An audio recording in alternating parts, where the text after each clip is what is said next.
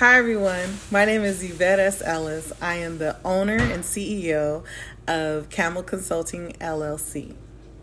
Camel Consulting LLC is a for-profit organization that works with for-profit and nonprofit businesses to help them to understand how to connect the dots of resiliency, community, and how all of that affects diversity, equity, equality, and inclusion, or as most people would call it, DEI.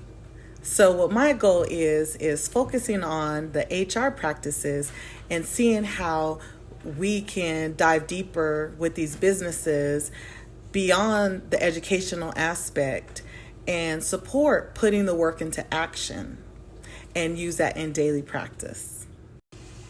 Many businesses struggle to catch up and understand how injustices are plaguing community.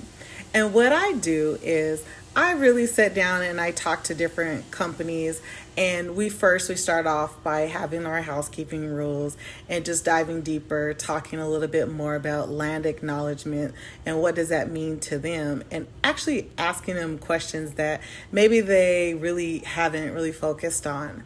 Then we dive into communication, where communication is actually one of the biggest areas where most companies fail when it comes to diversity, equity, inclusion, equality, because we all come from different backgrounds, so our learning styles are completely different. And so what we have to do is learn how to communicate effectively with those that we're working with and also working for. So for all of our stakeholders, what we dive into is talking about diversity and the dimensions of diversity. What does that look like? Going into power and privilege and the socialization chart. We also talk about culture. A big part of this is culture and what keeps individuals resilient and what is a recipe for resiliency and how we should lean into that, especially with our HR and our hiring practices.